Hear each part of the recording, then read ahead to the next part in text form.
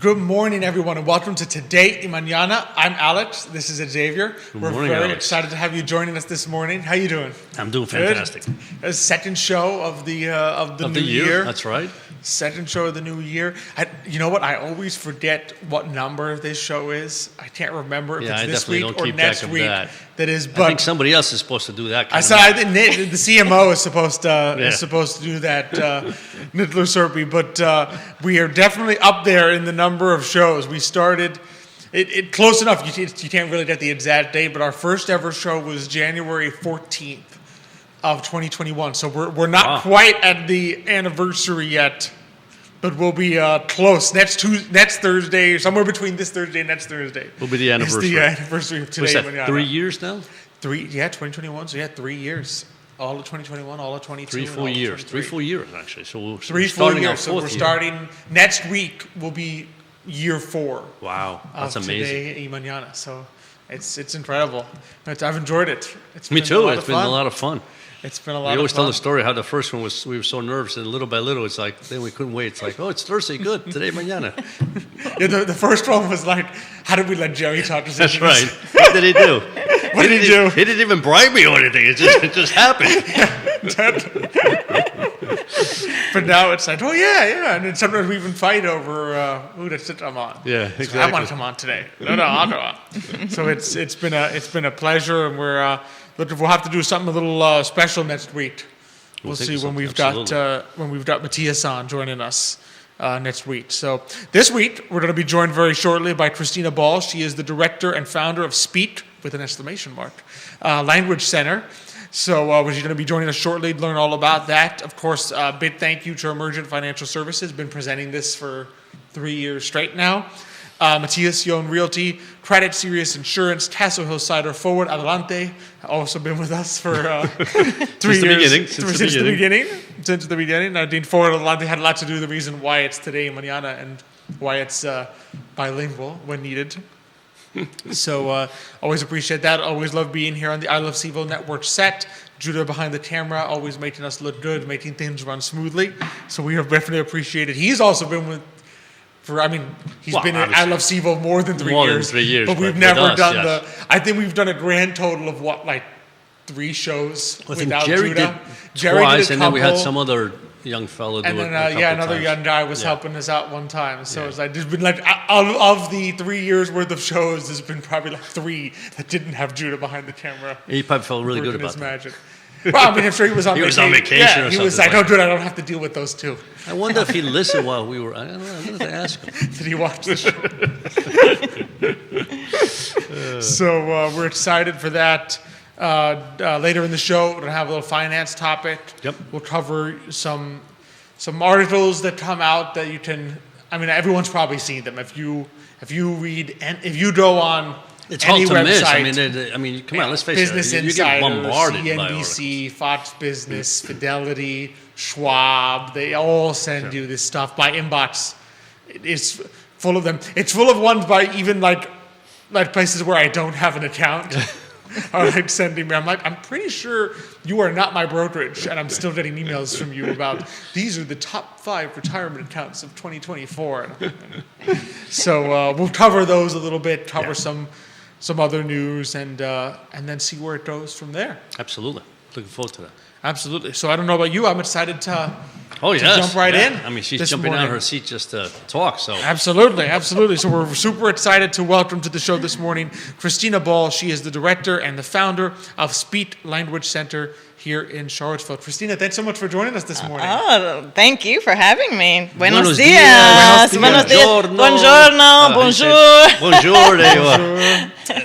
And good morning. How many languages that you guys teach? We technically teach about 20 languages. So we can say good morning in 20 languages. Definitely. My wife will want me to say Guten Morgen. There you are. Guten Morgen, German. Yes. Yeah, people often ask me, do you speak all those languages? I wish.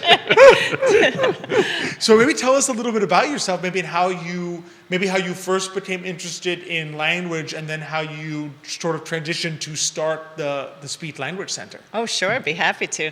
So let's see, I've always loved languages and cultures. I'm named after my grandmother, who was from Italy. She was an amazing gardener and seamstress, so I think I inherited her love of good food and fashion. So I grew up listening to Italian in my grandparents' home, but never actually learned the language. Right. Because of course my parents wanted, us to be American and fit in. So, so I developed that love of languages from my grandparents. But in college I studied art history, and that was the first time I went to Italy. Fell in love with Rome, with Baroque art and architecture and the language. Yeah. So eventually, I got my PhD in Italian. Fell in love with literature and especially teaching.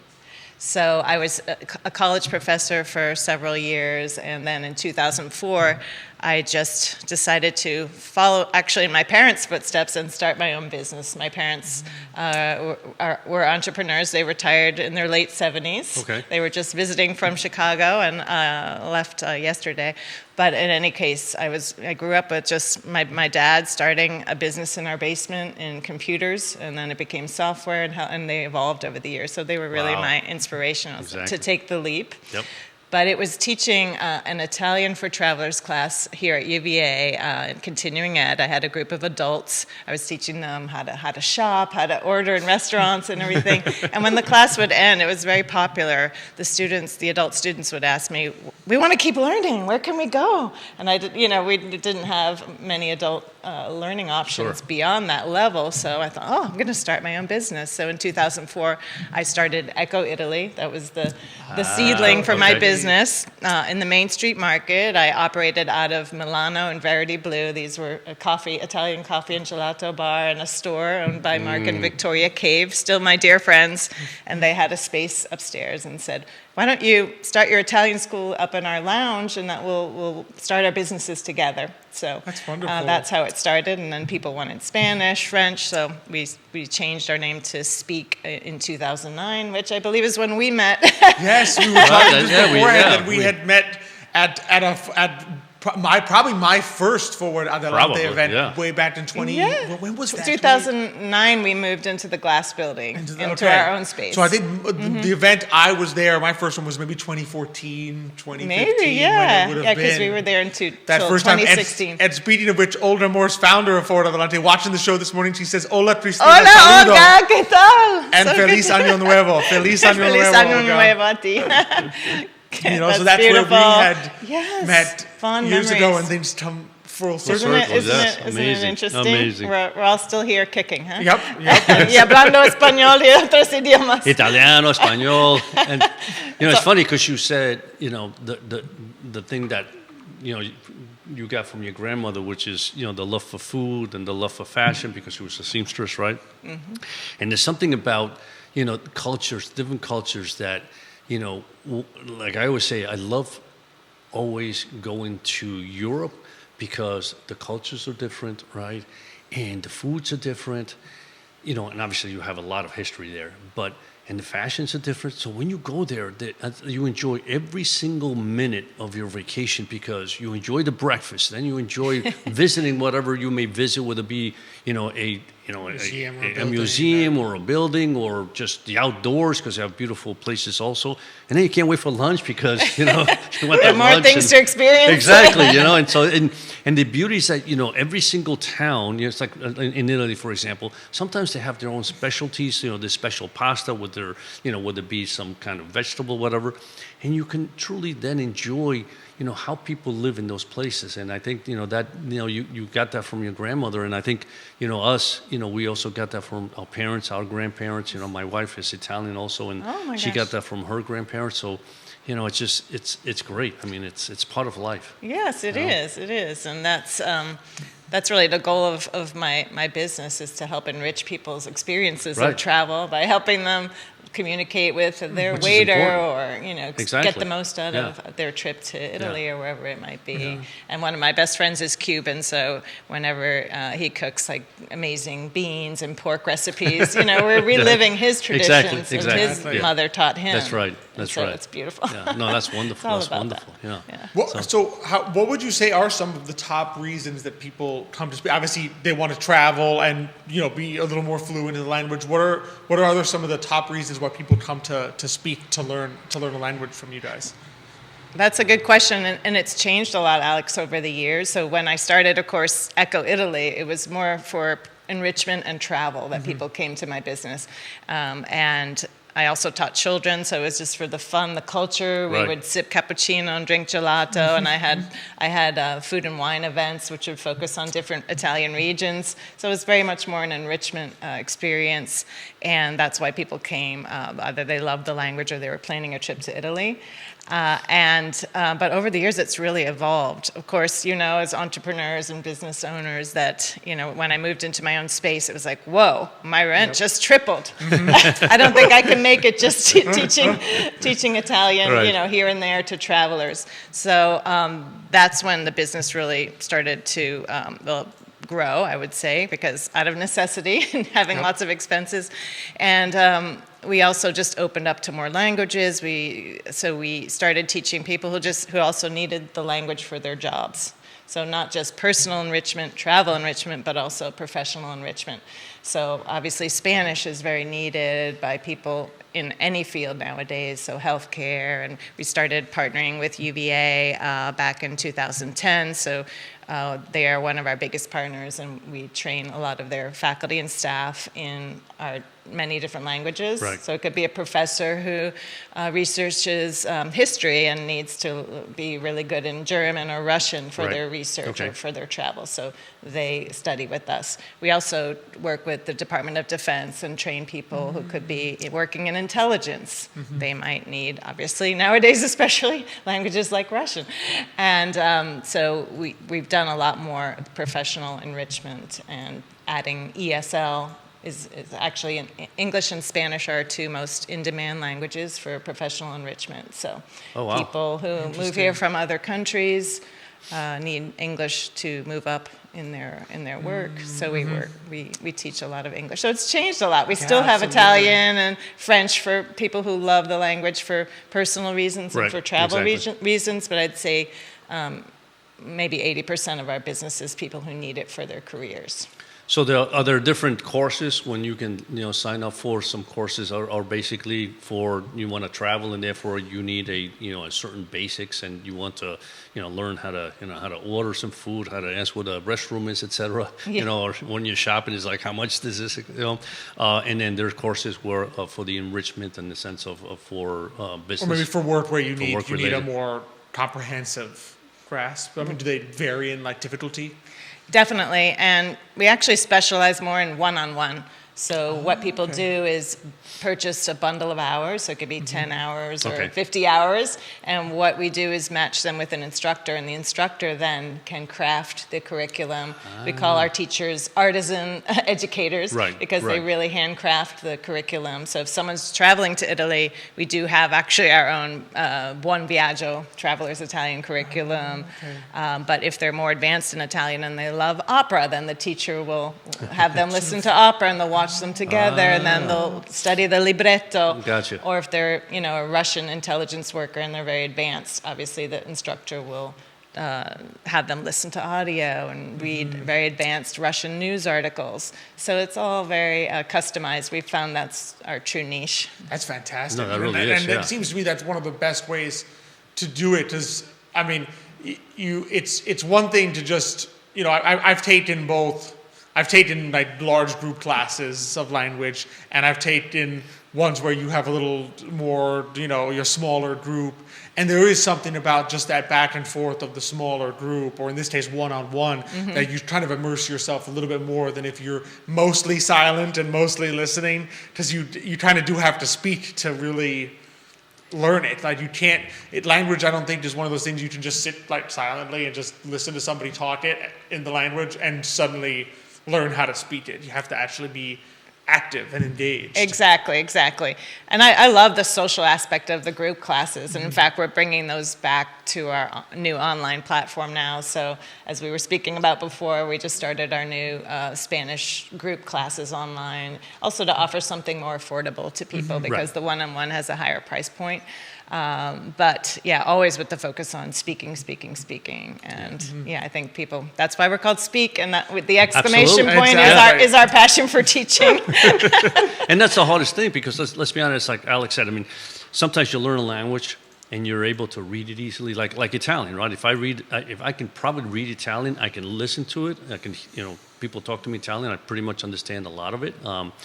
Because like I said, especially that my wife's Italian, so, that when their parents spoke or their grandparents spoke, because I had some Spanish, it helped me out. But the speaking part, unless you really force yourself to speak, your mind's not quick enough to come up with the words and the, how you make your mouth and tongue and everything else formulate the word is different in every language sometimes. So that's the important part, I think, and so I would assume on one-on-one, you're forced to, in some cases, listen and then speak, and I think that's probably the best way to learn. I love that you said listen and speak, and I always say the most important thing for students to do is actually listen to the teacher, and just, they'll give you half of the content that you need to remember. But as adults, we tend to, get set in our ways, and we're accomplished in our field. So what we've learned is that we really need to help our adult students just relax and be silly, and you don't have to be perfect in the beginning. Right, exactly. Make funny sounds and listen, but I'm working on a new T-shirt, so if the front says "Speak," I want the back to say "Listen." So just you got it. And it also opens up to listening to people, having empathy for people and empathy for different cultures, and we're really like bridge builders between cultures. That's how and people. That's how we see our mission. No, I mean, and really, most of the time when you travel, I've noticed that if you try to speak to a native. They'll appreciate it. You may be making a mess of the language, but they appreciate that you're trying, right? And I think that's very helpful. So being able to take a little course, right, just before you leave to a country and have some of the words that you need, I think it goes a long way. It does. Yeah, when I was teaching Italian, I would always just make sure they learned the greetings. Buongiorno, signora. Buongiorno, signore. Arrivederci, just the basics. And I said, that's going to be 90% of your interactions as a traveler. And people just, the Italians will just light up, and the students obviously feel very especially rewarded. The Italians. Yes, exactly. I remember a little harder in Paris to get by with that. I remember a story. We actually went to Quebec, and we were in this hotel, and I went downstairs early in the morning, and I think it was the concierge, I forget what we were trying to do, and I said, bonjour, comment ça va? And she started to talk like crazy, and I said, ça va très bien, monsieur. I said, that's all I know. She said, oh, you said that so well. It's like, 2 words, of course, you can say that really word. But when she started going, it's like, whoa. I know, I'm not catching 10% of that. That happened to you at the gas station, too. Yeah, that too, You needed to put the little, in Quebec, you needed to, let them know you were about to fill up or something, and he goes, bonjour, and then they start speaking in French, and he goes, sorry, I don't speak French. But they had an excitement that I'm sure would not have been there if he had pressed the button and said good morning. Right. They wouldn't have responded so excitedly. Right. And that's what motivates a lot of learners. And they'll come to us and they'll say, I was just in France or Italy, and I wanted to be able to speak more to the people I met. So please help me. Absolutely.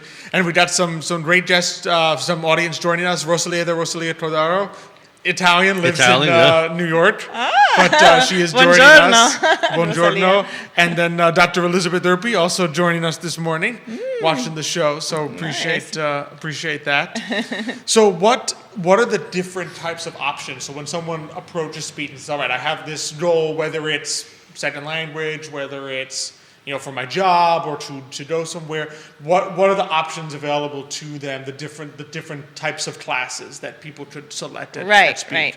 Well, as I said, the one-on-one is the main thing that we offer, so the main type of course. So people can basically go to our website, fill out a course request form, and just share all of their goals. And then the main thing they can select is whether they want in person, if they happen to live in Charlottesville, Virginia, which is our only location, or online. Okay. And then they can select the number of hours that they want. And then, this year, as I mentioned, we're launching our online academy, which offers more group options.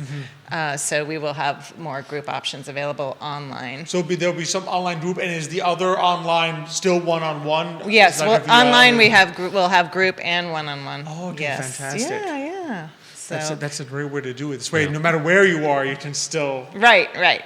And we do still have a few group one-on-one group classes in Charlottesville, especially in Italian, our most popular language. And other group classes we do for our clients, such as University of Virginia will bring a teacher to their location, and they will teach at let's say UVA Health Medical Center. So we do also custom group classes. For there. That's fantastic. So Yeah, many really ways is. to sign up and and learn. to friends or family, perhaps they're traveling or their colleagues. Sometimes we'll work with a nonprofit and help them all learn Spanish as a group. So we do have the custom group option as well, either online or in person.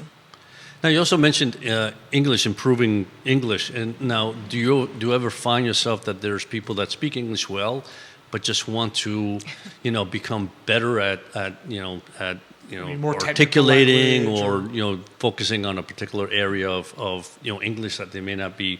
For example, I speak Spanish, but if I had to deal in Spanish, Perfect. talking about bonds and stocks and business and that sort, I'm very weak because I didn't grow up speaking that kind of Spanish, right? So is that something that you also provide?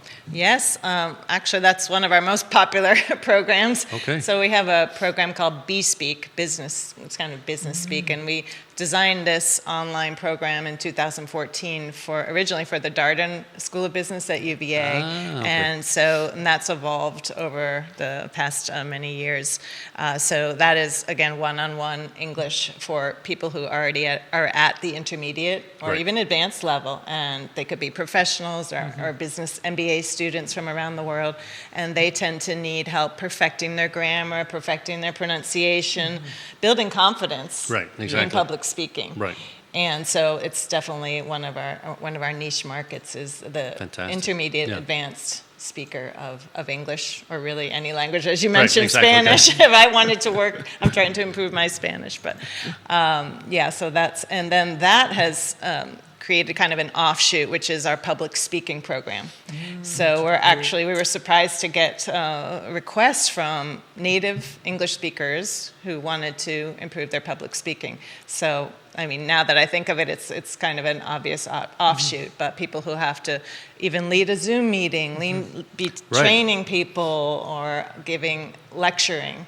A lot of professors are not natural-born public speakers. Right, exactly. So I know from having gone through a PhD program, we're not taught public speaking or lecturing at all, and it's a really useful skill. So we're that program is really growing our public speaking. That's fantastic. For native speakers or non-native speakers of English. Yeah. Wow, that's amazing. Yeah. So many options. There's I so many know. things, even more than I would have thought. 'Cause I saw the 20 plus languages. I'm like, wow, that's a lot. Yeah, maybe we need English for podcasters. You don't need it, you too, but Well, I would not. Maybe on this side, that side we're okay.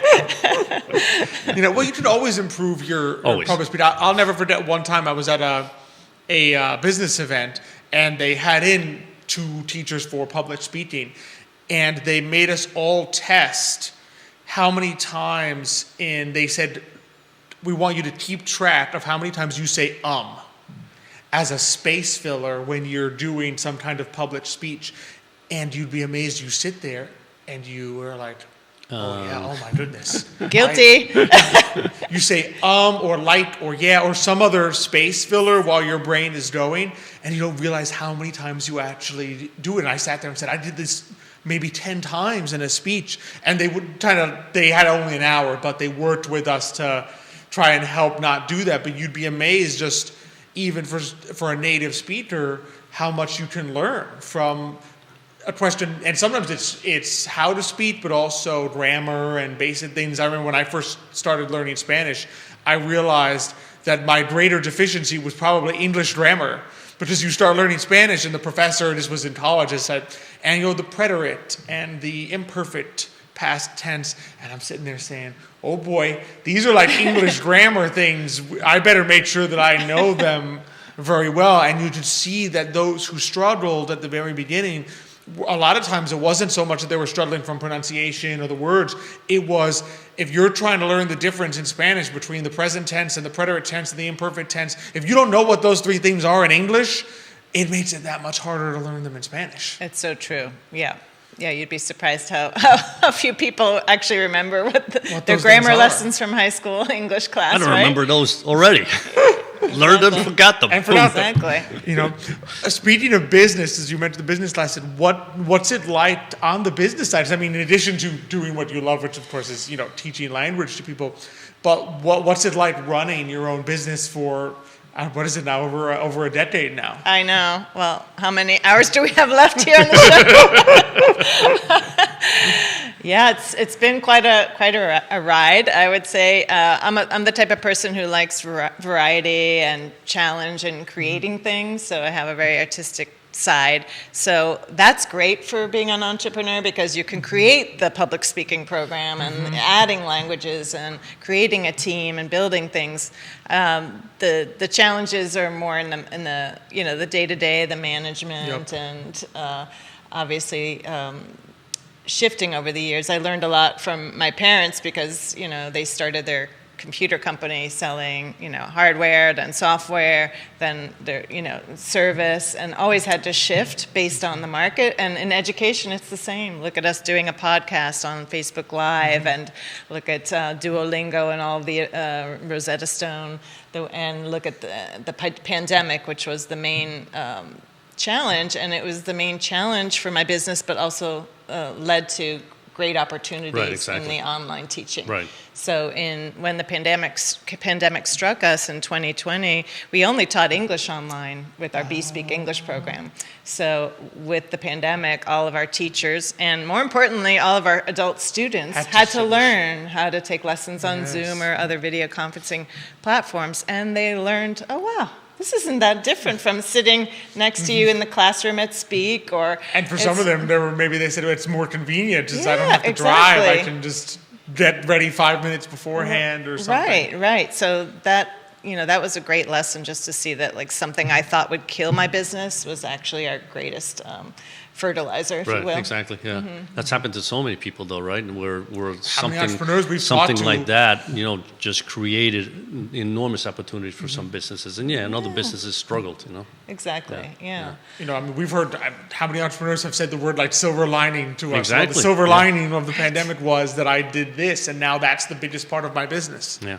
Yeah, definitely. So it is the beauty of entrepreneurship and the creative nature. I was going to say, it's those creative that juices. You start thinking about, wait a minute, this is my business. I got to find a way to make it work. And before you know, it's like, holy cow, why can't I do this? Yeah. Exactly. Yeah. So that was the fun part. Now there's a challenge because we're growing more online, and yet I love in-person and community. So I'm at kind of a fork in the road where I have to decide how much of my physical space I need to keep, and so that's what I'm thinking about a lot this year. Absolutely makes total sense. Yeah, now business is the same. Our more and more people now sometimes say, well, instead of coming to the office, can we do a Zoom, right? And I'm the same way. I'm a person to person. I just love it, and part of it, I always say, it's like I think I speak more with my hands than with my mouth. I love that. We have that in common. And in Zoom, it's like I get the feeling like people saying, "What's he doing with his hands?"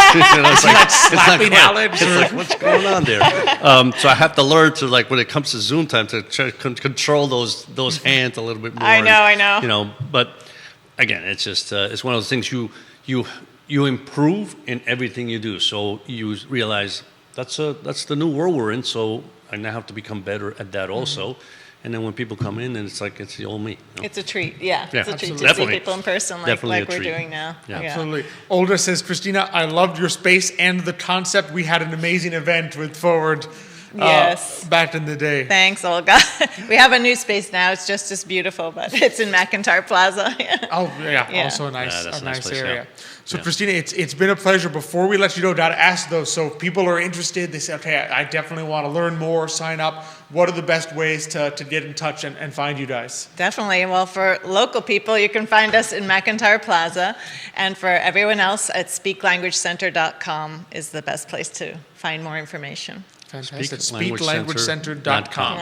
Is it speak with the exclamation or just No, the K? without, yeah. Yeah, straight through. Speak Language Center.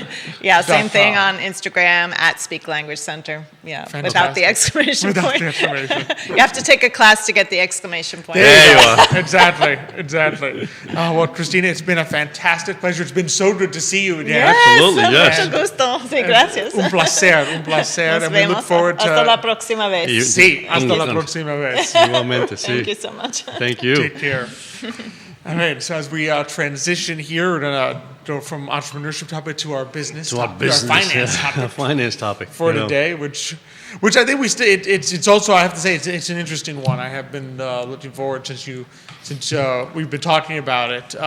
Two different topics. I don't know which one you wanted to So start I just with. want to, I mean, it occurred to me that, again, there are, at this time of the year, as you mentioned, I mean, throughout the year, but in specifically either at the end of the year or at the beginning of the year, there seems to be a bombardment of articles, indicating that, you should be worried about this, or you should be doing that, or you should be doing this. And one article in particular that kind of caused a lot of angst among some clients is, there was an article that indicated that because of the market rally at the end of last year, right, people were going to have to, people that already are receiving RMDs, which are required minimum distributions, meaning that if you're over 72 years old, the chances are you've been receiving required minimum distributions. You have to take money out of Money your that you have IRA to take or your out. 401k, and of course, when you take money out, you get taxed on it. Exactly. So because of the fact that how the formula works is at the end of the year on 12/31, right,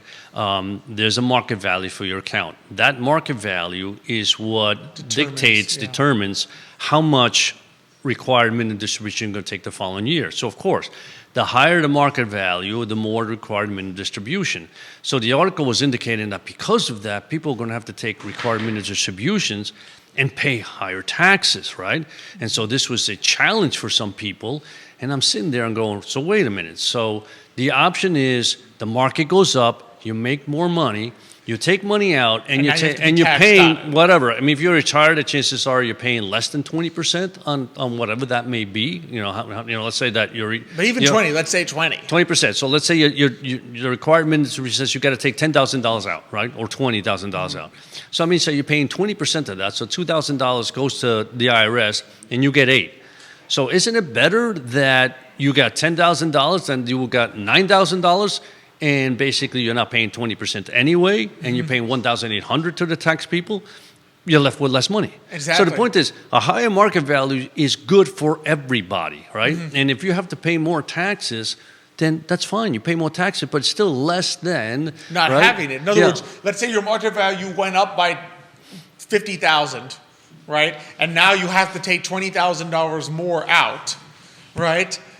And you're sitting and you have to pay taxes on that. I'd still rather pay taxes on 20% of $50,000 than not get the $50,000. Second of all, so let's say that from your account, you need to pull $25,000 every year, right? Because that's what you need to live on. So if your requirement distribution is 20, right? Because the market went up, right? That means you only have to take 5 more. If you got 18, that means you really have to pull more. Now, the challenge there is when you pull out of principal, guess what? The interest amount that you make, or the growth of that fund, is reduced dramatically, which means eventually you may run out of money. So the idea of a higher market value is not a bad thing, is a very good thing. And then he said that, this year will be the highest amount of RMDs ever.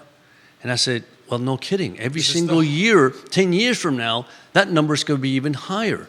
I mean, the only way the amount of RMD goes down is if you had some catastrophic market crash. Because if you think about it, every year more people retire. Exactly. Which means and every year more people turn age well, now it's been moved, but turn 72, 73, 74, whatever, given when you were born, whatever age, you have to start taking RMDs. Every year, more people turn that age and have to take money out, which adds to the pot. So the only way that the total amount of RMDs in the country taken out would decline is if you had a market crash, which would be a terrible thing. Exactly. In other words, the fact that the total amount of RMDs taken goes up every year and is the highest ever every year is a fantastic thing. Exactly. It's a good thing, you know. So of course, people panicked. Oh my Lord, I got to take more RMDs. How's that going to do to my taxes? Am I going to be hit with a big tax bill? So you have to go through the math with them and explain that this is a good thing. And they're usually when you retire, you're in a tax bracket that doesn't make an impact, right? It's not going to. So their point was that it might push you into a bracket where it's going to impact your Medicare, right, or your Social Security. I said, you have to be very, very wealthy. You have to be earning a lot of money for that to happen. Yeah. Most people are not in that. In other words, if that's a good problem to have. In other words, if your RMD is so massive that it's putting you into the tax bracket where your Social Security and your Medicare are impacted, that's a good problem to have. Because most people aren't. I mean, I don't even know what that number would be. But, I can't remember. It's over 200 though. Yeah, I mean. You have a good problem if your retirement is so large that you get $200,000 a year of RMD. I'm pretty sure you can figure out a way to live off a little bit less Social Security and Medicare. So that's one of those problems that really, it's a problem. It's one of those things, it's like we always tell people when people are like, oh man, I made so much money this year, now I have to pay higher taxes. And we're like, is it a problem? Yes. But it's kind of a good problem. Like if you're making so much more money this year than last year that you have to pay more taxes, that's kind of a good problem to have. It doesn't mean there's not things you have to figure out, but it's not a bad thing that you're making more money. Like it's not a problem where you want the alternative. It's like, oh man, if only I was making a lot less money so that I didn't have to pay these taxes. And it's like nobody ever said that. Exactly. It's like your boss saying, listen, I mean, you're making $80,000 a year. We're going to raise you to 100, but you'd have to pay so much taxes. We decided we're going to leave you at 80, or maybe decline. Maybe take some money out of make it less because you pay less taxes. You'd be like, no, thank you. Who would say, no, thank you? I'll worry about my taxes. You just pay me more. So it's the same issue. Absolutely. So the other thing the article was mentioning was that people really should consider taking their IRA and rolling it into a Roth, right? And I'm saying, there's so much that goes into doing that. And second of all, I would say it's a complicated issue. Well, plus I would say it's a tricky thing because there's 100 articles a year telling people to do a Roth conversion. Yeah. But the problem is it is not a cut and dry. No. Every single person, no matter your situation, should do a Roth for conversion. Because there's going to be a lot of people for whom that's not a good idea. No, exactly. And we usually run the numbers for everybody to make sure that whether it's the right.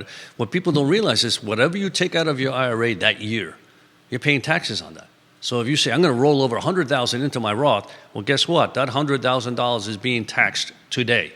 So if you're in a tax bracket, 20% tax bracket, 20%, so you take $100,000 out, 20% goes to the IRS, right?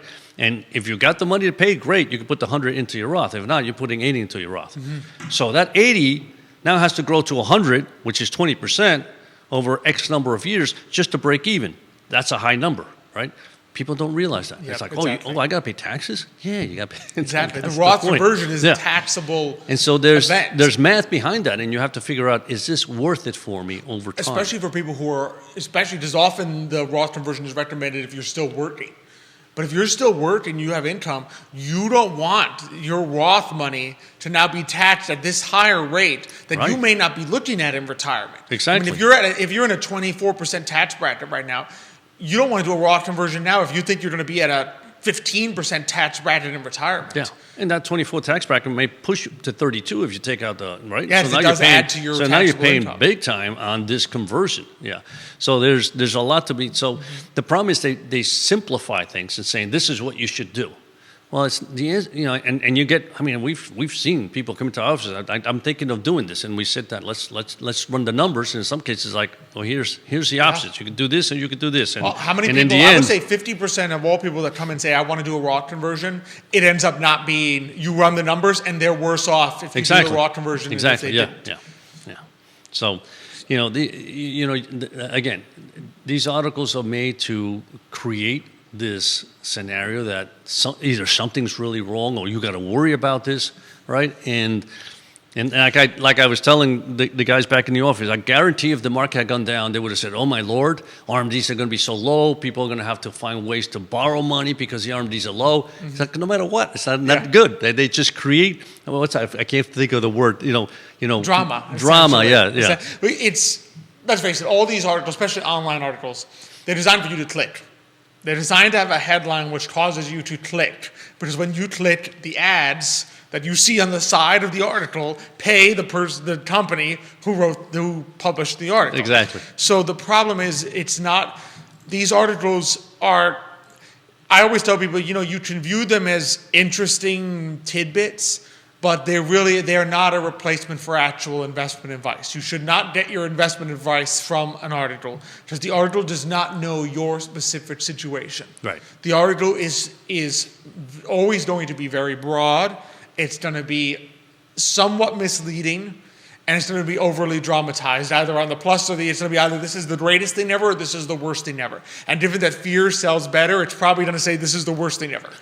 So you just have to be aware of that. And if you see news, you see something about a Roth conversion, or you see how many people last year were asking, hey, is it true that I can convert my 529 to a Roth?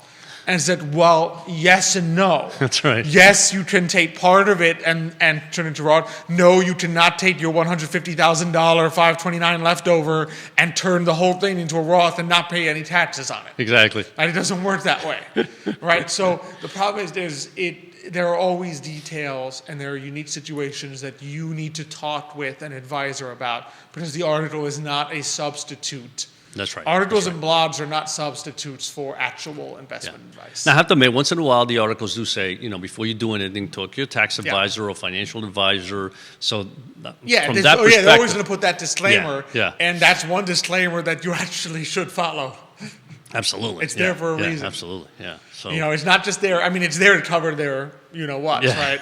Just in case someone says, "Oh, I did this in the article said to," when it was a bad idea, right?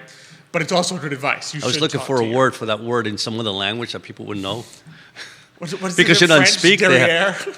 Derriere, yeah. Derriere. I was doing the fondillo, but so because in speak, I think 20 languages. One of them was even like Swahili, and one was a language I didn't even heard of. So I was like, maybe there's a word that nobody would know what that word is. Probably. That's funny.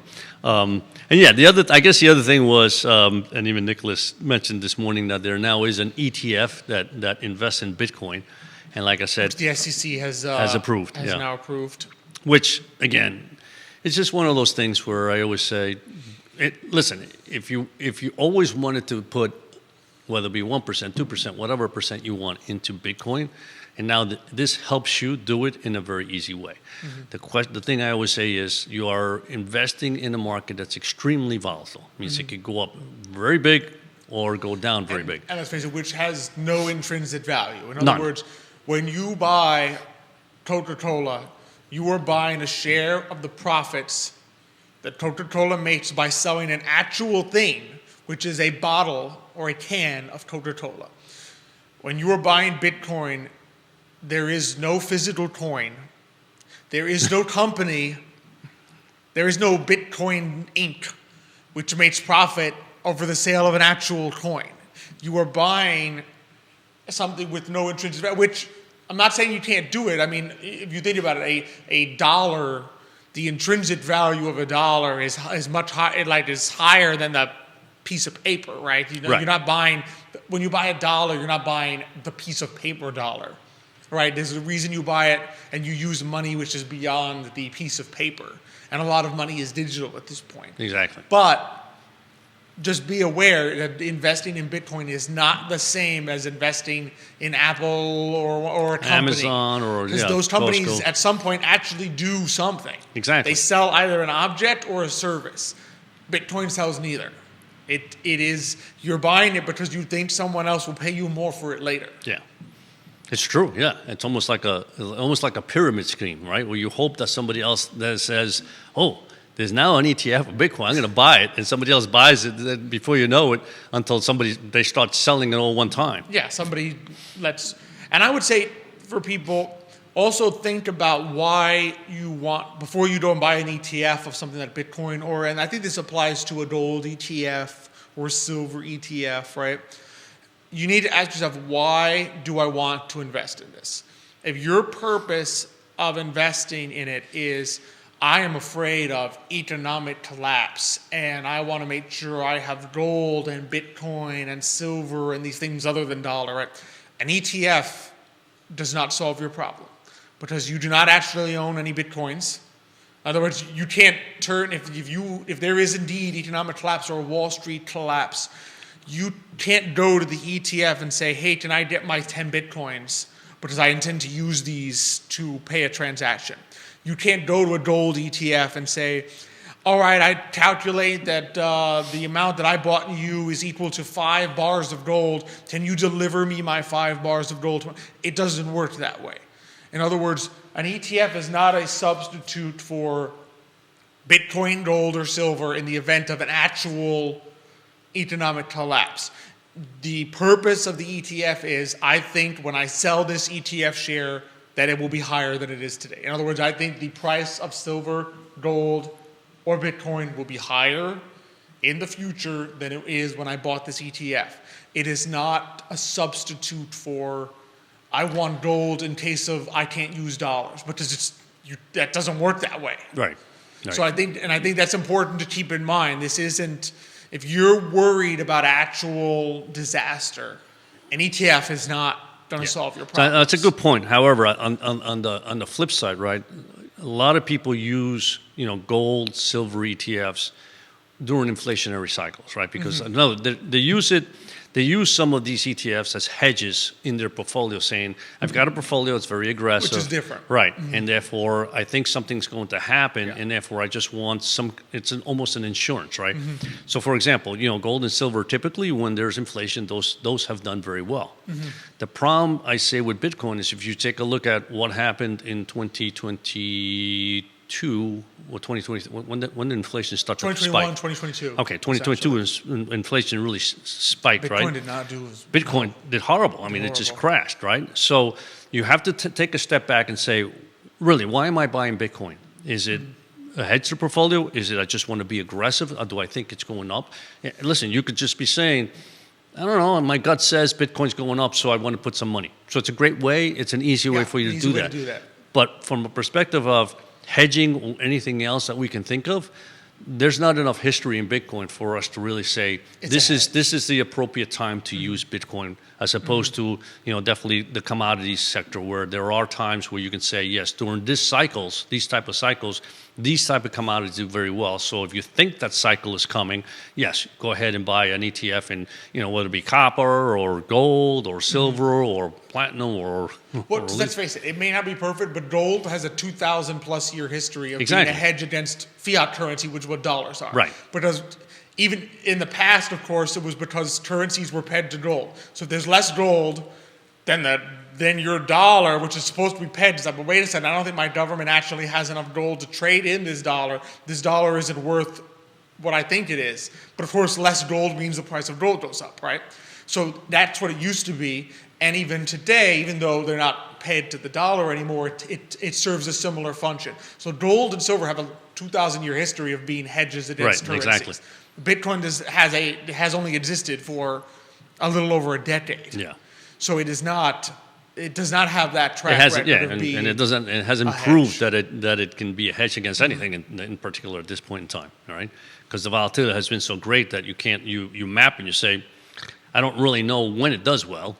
In the sense of, is it doing well when markets go up? Is it doing well when markets go down? Sometimes yes, sometimes no. So it's very hard to use as a because there are also there are also other ETFs that that when the markets go down, these particular These ETFs might do go very up. well. So it's so you want a negative correlation to the portfolio, then to use that ETF. Bitcoin is not that either at this point it's not in time. one of those. So I would say, it's important to know what you want. Do you want a hedge? In other words, do you want something that goes up if the market goes down? Do you want something that you just think is going to go up? You're just like, I think a bunch of my friends are going to buy Bitcoin. I want to participate in the upside. Do you want, if you want something to do actual transactions and you want privacy or something like that, you shouldn't even use those Coinbase and foreign exchange things, because that's not private. In other words, if you buy $1,000 worth of Bitcoin on Coinbase, you're not doing secret transactions with this Bitcoin. Everybody knows that you bought this Bitcoin. Your name is attached to it. So you just need to know why you're doing it and not conglomerate into saying, I want to own Bitcoin, and an ETF is just the same as buying it, or buying it on a foreign exchange is just easier. Yes, it's easier. It's not the same. It's a totally different use of it. And I think that applies to a lot of things as well. In other words, you have to know that buying a gold ETF, buying an ETF that owns gold mine companies, and buying physical gold are three different things. One is going to be easier than others, right? One's going to cost you a little bit of a premium if you go physical. Exactly. But they serve three very different purposes, and they shouldn't be conflated. Yeah, I agree 100%. That's a good point. Yeah. So that's our, I would say, if I had to summarize our 2 tips for today, it's know why you want to buy something new, and you can read investment articles, but don't panic over what you read in investment articles. Which is what you got to do, what many of our clients do is they give us a call and say, I just read this, what do you think? What do you think? Yeah, and that's what we're there for, educating and helping. Absolutely. I would agree completely. Just a couple extra shout-outs. We did have a couple people liking the show this way. Mila Cesarelli liking the show this morning. Stephen Mitchell watching the show this morning. So thank you both for joining us. So it was a great show. No, it was. I definitely enjoyed talking to Christina, learning about speed. That was interesting. I didn't realize. She kept saying, you look familiar. It's like, I don't know. Yeah. My very first Forward Adelante event from back in the day. And I was like, what, you do look familiar. And it's like just full circle. Absolutely. And then great speaking with you. And just Same here. It's always fun. Yeah. Always fun to do the finance topics. I think Mrs. Urpí had a finance question data point for us, sending us, Mama Urpí. Okay, Mama Urpí. Your Mrs. Urpí, Jan Urpí. Consumer prices were up in December again. Apparently was the news this morning. Yeah. So inflation jumped higher than expected. Yeah. In and December. I think, and listen, I think we talked a little bit about this last time. Last week, yep. I think the inflation numbers are going to be higher than we've seen in the past. I mean, past not over the last 2 or 3 years, but before that, right? I think they're going to be higher than 2%. So you just got to be prepared for that. I mean, I think at this point, I don't want to call it the new normal, but the fact is, we're I think in an environment right now where higher prices are going to be more of the norm than prices coming down. Yeah. I think that's the case. I think there's not. We're seeing the Federal Reserve has done everything possible. I mean, short of jacking interest rates to insane levels, right? Which even then is questionable whether that would help to do this. But the issue is, like Milton Friedman said back in the day, inflation is always and everywhere. It's too much money chasing too few goods. And as long as that is the case, you can't undo it. Yeah. So, you also have, let's change it. The environment is changing a little bit also, right? So in other words, we were getting an enormous amount of products from places like China, India, etc., where the product produced there was very, very cheap because labor there was zero, right? Was very cheap, right? If you want to change that, you have to be able to pay more in order to bring it back to the States, and some things I think need to be back to the U.S., right? You're going to be paying more for it, right? And so if if the change is happening and it happens slowly, I think it's better for this country. You're going to have to pay more for it, though, right? So I think from that perspective, that type of inflation, I'm happy with, right? Because it means you're bringing back jobs, you're bringing back products that we should be able to produce here in the States. We can't be, we can't be subject that everything that we need here, right? We're importing, and then someday something happens, like COVID, right? Like the pandemic. How many medical supplies and medicines Exactly. it turns out were. I mean, my eye China. drops, the ones I use for glaucoma, right? What I found out was that the only place making those drops at one point in time was Puerto Rico, right? It's coming from Puerto Rico. So when we had those issues, and hurricane, the pandemic, no drops. So you're sitting there, well, I need my eye drops. Well, we can't get them. You mean to tell me they're not made in this country? How is that possible, right? So that, I think if we can convert that into a lot of those products being made in the U.S., you may have to pay more for them, but I think that's a good thing, right? There's other things that we're paying more for that you say, why? We shouldn't be that, because there is, exactly, nothing's changed, right? And so, and if we have enough supply, but we're not tapping into it, that's also a problem. Yeah. So there's different reasons why things may go up. I mean, it's just basic. I mean, if your clothes are made in sweatshops with child labor and you switch them to the United States and you're no longer using child labor, it's going to be more expensive. Exactly. It's probably a good thing because you shouldn't have been getting them from child labor sweatshops in the first place. That's so right. There's a cost to do the right thing. Yeah. And I mean, we have laws in this country, but for things like that. But when somebody else, that's okay. It's like, wait a minute. So we don't let it happen in this country, but somebody else does it, it's okay, we buy it. Something wrong with that, right? Exactly. So this may be persistent, and it's why we were already running financial plans with a higher inflation number even before the pandemic. Yeah, we're running at 5%. We were running, and we continue to run above, because it's not going to go back to the 2%. Yeah. Well, we're also conservative. In other words, the worst case scenario is not that it goes to zero, right? That's great. The worst case scenario is that it remains high. So what happens if it remains high? And that's the important part. Absolutely. So thank you, Mrs. Urpí. Yeah. For the tidbit. Yeah. The tidbit. I'm glad she's watching the news. Covering the news for us while we're on Today Mañana, making sure that we remain informed on Today Mañana. So it was a great show today. Yeah, absolutely. Appreciated it. Thanks to everyone who tuned in. Next week, we've got Matthias from Matthias Realty, our monthly meetup. Yeah, we haven't seen him in some time. I'm glad. I know that... well, he's not. He may have some good news. Yeah, hopefully. Some good news for us there, and so we're going to meet with him. It'll be sometime between now and then. We will cross the third anniversary of and get into the fourth, and go into year number 4. So we're looking forward to that. Really appreciate all of you who have continued to stick with us. Our fantastic audience. That's why we're here, is because of that. Absolutely. Always enjoy being on the show with you. Always a lot of fun. Thank you once again, Judah behind the camera. Love being here on the I Love CVille Network set. Thanks to Emergent Financial Services for presenting. Thanks to our fantastic partners, Castle Hill Cider, Matthias Realty, Craddock Serious Insurance, Forward Adelante. We look forward to seeing all of you next week. But until that time, hasta mañana.